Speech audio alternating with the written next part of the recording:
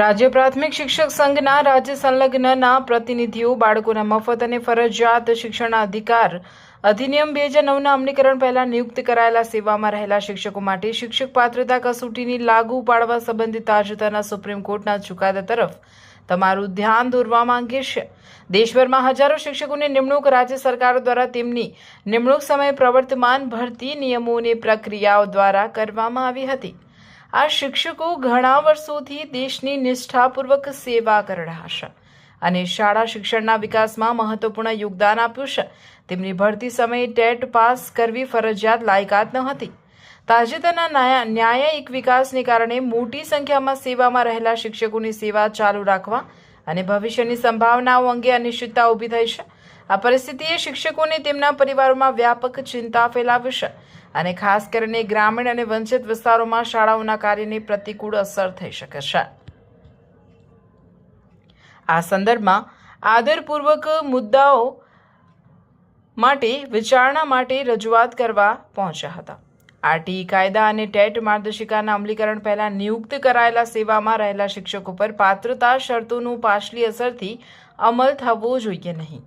હાલના ભરતી નિયમો હેઠળ યોગ્ય રીતે નિયુક્ત કરાયેલા શિક્ષકોના કાયદેસર સેવા અધિકારો અને રોજગાર સુરક્ષાનું સંપૂર્ણ રક્ષણ થવું જોઈએ। ભારત સરકાર આવા શિક્ષકોના હિતોનું રક્ષણ કરવા માટે યોગ્ય કાયદાકીય વહીવટી અથવા નીતિગત પગલાં પર વિચાર કરી શકે છે।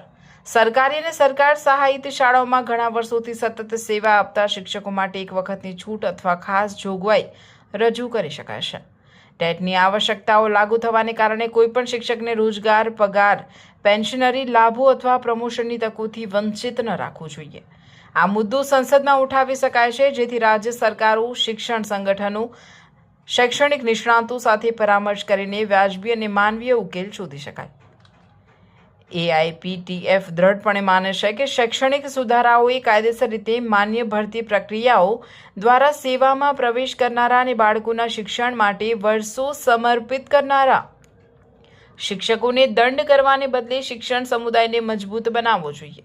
તેથી અમે આપને વિનંતી કરીએ છીએ કે આ મહત્વપૂર્ણ મુદ્દાને સંસદમાં ઉઠાવી અસરગ્રસ્ત સેવારત શિક્ષકોની સેવા શરતો અને ગૌરવનું રક્ષણ કરવા માટે તાત્કાલિક પગલાં લેવા સરકારને વિનંતી કરવામાં આવી હતી। રાષ્ટ્રીય અને મહત્વના મામલામાં તમારા સમર્થન અને હસ્તક્ષેપ બદલ અમે આભારી છીએ।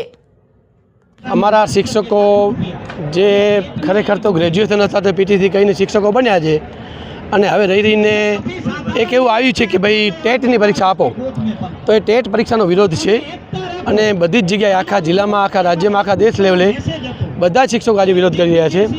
કુલ આખા ભારતમાં 25 લાખ શિક્ષકો પર આની અસર પડે છે અને ગુજરાતમાં 75,000 શિક્ષકોને અસર છે। પણ આજે જે શિક્ષકો આવ્યા છે એ ટેટના વિરોધમાં આવ્યા છે, પણ ઘણા એવા પણ છે જેણે ટેટની પરીક્ષા આપી છે અને ઘણાને આપવાની જરૂર નથી, પણ બધા શિક્ષકો એક સાથે લડવા માટે બધા માટે અહીં ભેગા થયા છે। અમે એવું ધાર્યું હતું કે 500 થી 600ની સંખ્યા થશે, એટલે અમે એક લિમિટેડ આમ મંડપ બાંધ્યું છે, કારણ કે આટલી બધી જગ્યા સ્થળ હતું નહીં। પણ આપ બધા પણ જોઈ રહ્યા છો કે આ મંડપ બધા ટૂંકા પડે છે, આજુબાજુમાં ઊભું પડે, છતાં પણ અમારા બધા જ શિક્ષકો આવી ગરમીમાં પણ ઊભા છે અને એ ટેટની લડાઈ માટે છે। અન્ય પ્રશ્નો પણ જે હતા એના માટે પણ લડશું, પણ ટૂંકમાં આ પરીક્ષા અમારે આપવાની થતી નથી, અમે આપશું નહીં અને અમારી આવી કોઈ પરીક્ષા લેવી જોઈએ નહીં।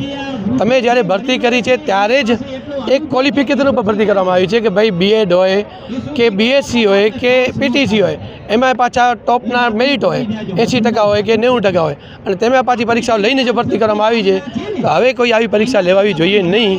આ અમારો વિરોધ છે। શિક્ષકો છીએ, અમને શાંતિથી ભણાવવા દો, અમે એમ બધાને કહીએ છીએ અને આ લડાઈ અહીંયા ચાલુ થઈ છે। ખરી અહીંયાથી કાંઈ રિઝલ્ટ નહીં આવે તો આગામી મહિનામાં અમારી ગુજરાત એટલે કે ગાંધીનગર લેવલે એક મોટી લડત થશે અને ત્યાંથી પણ કદાચ નહીં આવે એક દિલ્હી લેવલે અમારી લડત ચાલુ જ રહેશે।